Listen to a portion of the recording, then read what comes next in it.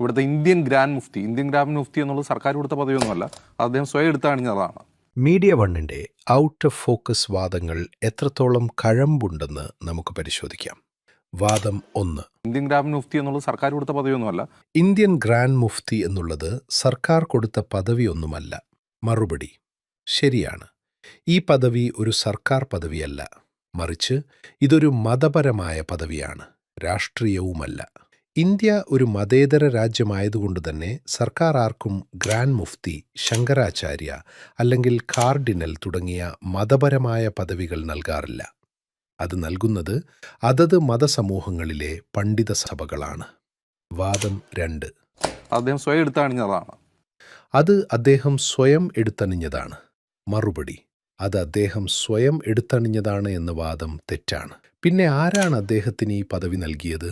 Kanthapuram AP Abubakar മുസ്ലിയാരെ grand മുഫ്തിയായി തിരഞ്ഞെടുത്തത് പെട്ടെന്നുണ്ടായ ഒരു തീരുമാനമല്ല, മറിച്ച് ഇന്ത്യയിലെ വിവിധ സംസ്ഥാനങ്ങളിലെ സുന്നി പണ്ഡിത സഭകളുടെയും സൂഫി നേതൃത്വങ്ങളുടെയും മാസങ്ങൾ നീണ്ട കൂടിയാലോചനകൾക്ക് ശേഷം 2019 ഫെബ്രുവരി 24-ന് ഡൽഹിയിലെ രാംലീല മൈതാനിയിൽ നടന്ന ഗരീബ് നവാസ് പീസ് കോൺഫറൻസിൽ ഇന്ത്യയിലെ 25-ൽ കൂടുതൽ സംസ്ഥാനങ്ങളിൽ നിന്നുള്ള സുന്നി മുഫ്തിമാരും പണ്ഡിതന്മാരും സന്നിഹിതരായിരുന്ന ചടങ്ങിലാണ് കാന്തപുരത്തിന് ഈ പദവി ലഭിച്ചത്.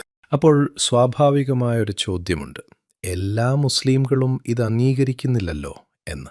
മറുപടി വളരെ ലളിതമാണ്, കേട്ടോളൂ. ഇന്ത്യയെപ്പോലെ വൈവിധ്യമുള്ള ഒരു രാജ്യത്ത് എല്ലാ വിഭാഗങ്ങളും അഥവാ തബ്ലീഗ്, മുജാഹിദ്, ജമാഅത്ത് തുടങ്ങിയവർ ഒരൊറ്റ നേതാവിനെ അംഗീകരിക്കുക എന്നത് അസാധ്യമാണ്. എന്നാൽ ഇന്ത്യയിലെ ഏറ്റവും വലിയ ജനവിഭാഗമായ സുന്നി സൂഫി അഥവാ അഹ്ലുസുന്നത്തി വൽ ജമാഅ വിശ്വാസികളുടെ ഭൂരിപക്ഷ പിന്തുണയോടെയാണ് ഈ പദവി നൽകപ്പെട്ടിട്ടുള്ളത്. ഇസ്ലാമിക നിയമങ്ങളിൽ അഗാധമായ പാണ്ഡിത്യമുള്ള, ഫത്വകൾ നൽകാൻ പ്രാപ്തിയുള്ള പണ്ഡിതന്മാരിൽ ഏറ്റവും മുതിർന്ന വ്യക്തിയെന്ന നിലക്ക് ഉത്തരേന്ത്യയിലെ ബറേൽവി പണ്ഡിതന്മാരിലെ വലിയൊരു വിഭാഗവും ദക്ഷിണേന്ത്യയിലെ സുന്നി പണ്ഡിതരും ഒരുപോലെ അംഗീകരിച്ച നേതാവാണ് കാന്തപുരം.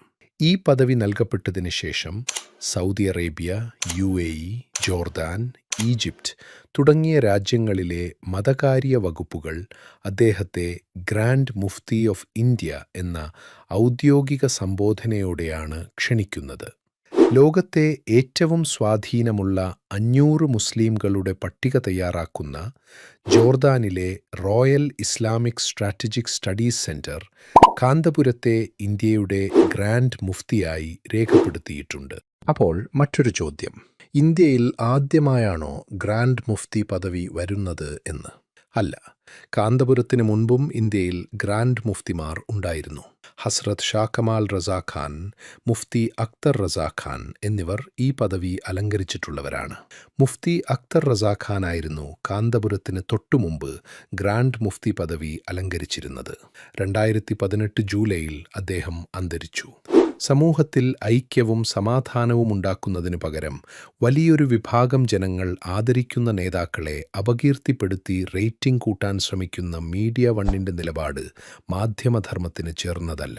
വസ്തുതകൾ പഠിക്കാതെയും ഒരു വിഭാഗത്തിന്റെ മാത്രം താൽപ്പര്യങ്ങൾ സംരക്ഷിച്ചും നടത്തുന്ന ഇത്തരം സ്റ്റുഡിയോ വിചാരണകൾ പൊതുസമൂഹം തള്ളിക്കളയുക തന്നെ ചെയ്യും.